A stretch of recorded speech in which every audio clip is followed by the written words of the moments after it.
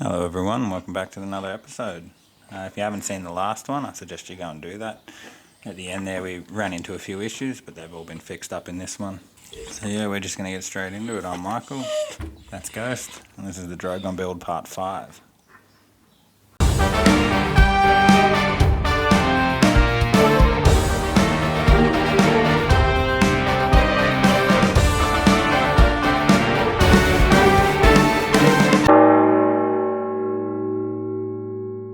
So at the end of the last video,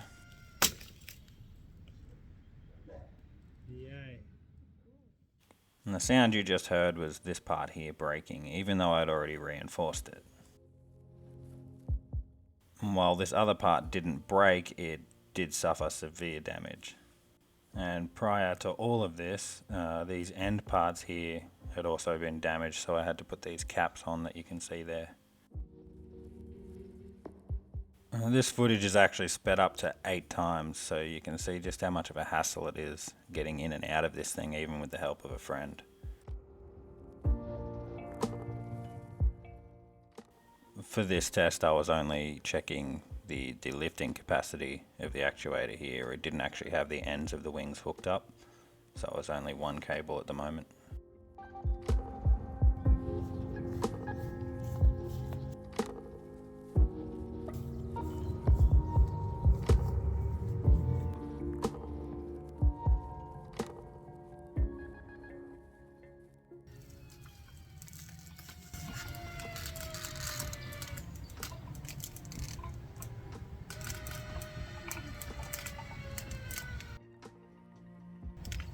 Plenty. Well, that's lifted them, so can you put it the other way now?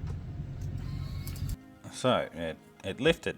It was a happy moment. I thought, okay, this is good. This is working. So we hooked up the wings to see what would happen here, and yeah, not so good.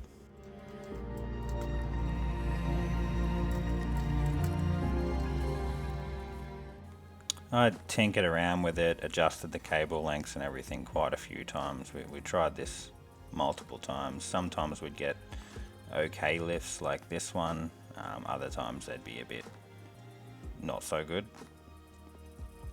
With the worst one probably being this one here. This obviously wasn't working. I needed to change something. So how did I fix it? I threw more money at it, of course. I bought a few more actuators and installed them inside of the wing instead of having the actuator on the back try to do too much. I got the wings working independently. So the actuator on the back now just has to concentrate on lifting the wings, not worrying about folding them up. Now the way these actuators work is with a 12-volt battery. When you hook them up, it will push one way, and then when you switch the positive and negative around on it, it will actually push back the other way.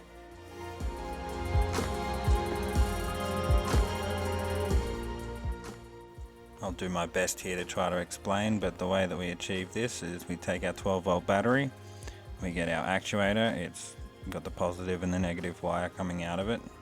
We take a reverse polarity switch. Now the way that you can tell if it's a reverse polarity switch is that it'll have 6 pins on the bottom instead of 4.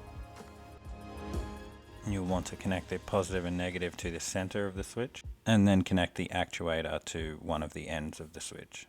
Now this is where it can get a little bit confusing. On the opposite end of the switch, you want to connect the negative side to the positive cable on the actuator, and then you want to connect the positive side to the negative wire on the actuator.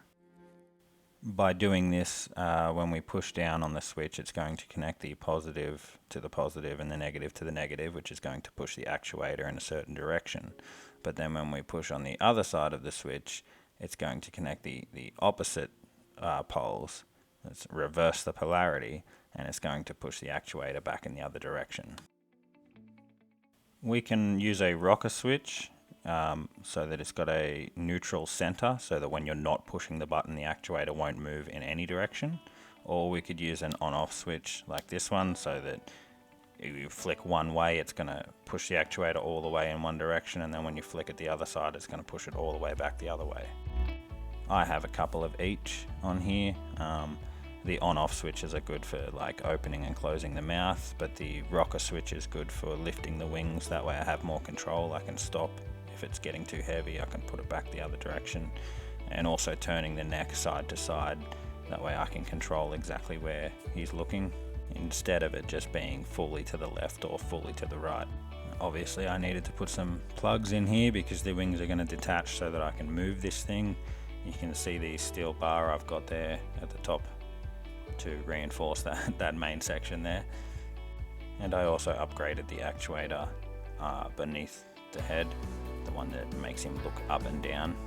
I originally had two smaller ones in there and they just weren't strong enough, so we've upgraded everything here, all of the electronics, and here we are again setting it up to test everything out. Now I actually have control of it all. I've got the switches in my hands, so let's see how it goes.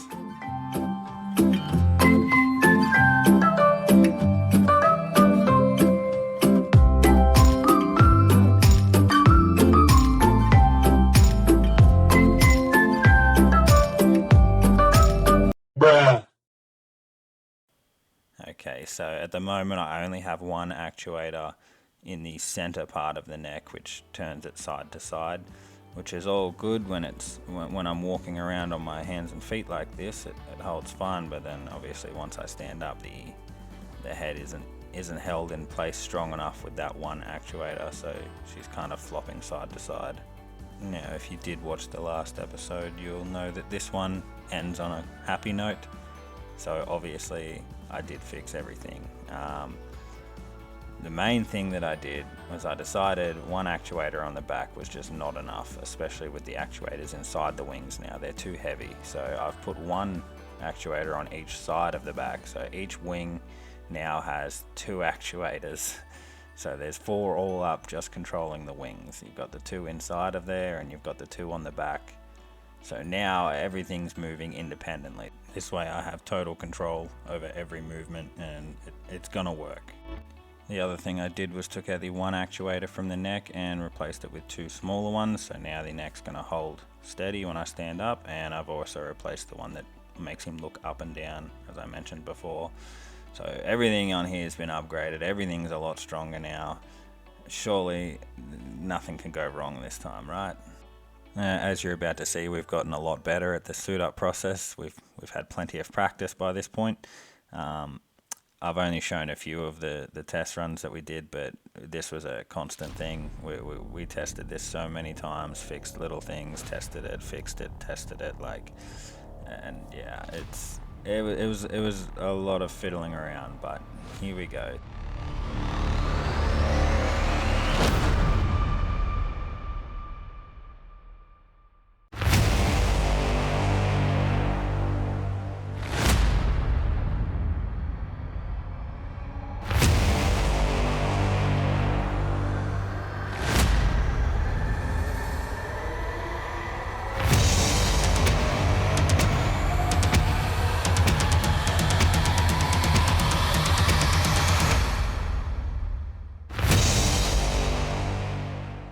And it was at this moment that I realized I'd actually done it, because that lift there did not have any strain on my body whatsoever. It's the dragon lifting its own wings up. Obviously they fold up on their own. I've got plenty of mobility here. I can walk. Everything, yeah, the head turns side to side, the mouth opens and closes, the head tilts down when I stand up.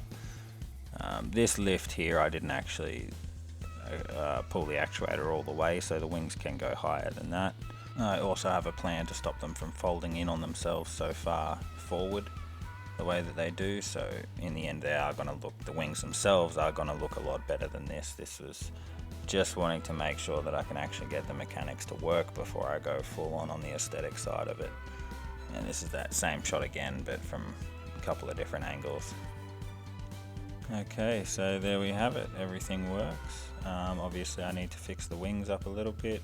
That tail, I ended up bending it at the top because I thought I would need more clearance for when I stand up, but I'm realizing now that with the stilts I can actually straighten that part out. Obviously the tail looks terrible right now, but that's easy to do. I'll just put some sand in and bend that back into shape. And yeah, you're going to see in the next one she's going to be looking a lot better.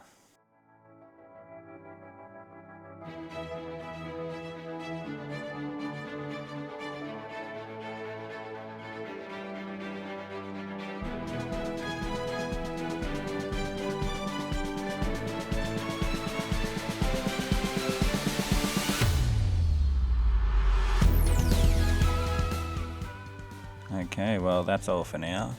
Thanks for watching. If you do enjoy this content, please consider liking and subscribing. That kind of stuff really does help out a new channel. In the next episode we'll be working on the skin, so we'll be doing the neck, the chest and the tail, as you can see here.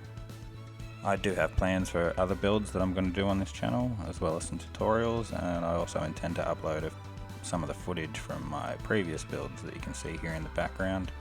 So yeah, stick around to see all that. Thanks for watching.